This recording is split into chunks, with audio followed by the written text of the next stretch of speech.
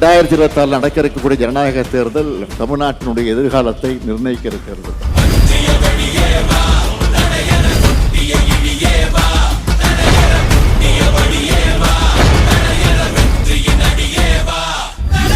தனித்தன்மையோட தலைநிமிர்ந்து நிற்கிற நம்மோட ஆட்சியா, டெல்லிக்கு வளைந்து கொடுக்கிற அடிமைகளின் ஆட்சியான்னு தீர்மானிக்கிற தேர்தல். தமிழ்நாட்டோட சுயமரியாதையும் தனித்தன்மையும் காப்பாற்ற போகிற தேர்தல்.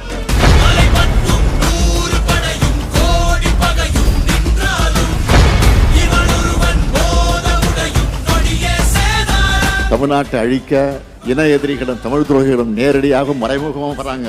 இவங்களை வீழ்த்தி நம்முடைய மண், மொழி, மானத்தை நாம காக்கணும். இதுக்காகத்தான் திமுக கூட்டணி அனைத்து தொகுதிகளையும் கைப்பற்றணும் தொடர்ந்து நான் சொல்லிக்கிட்டு இருக்கேன்.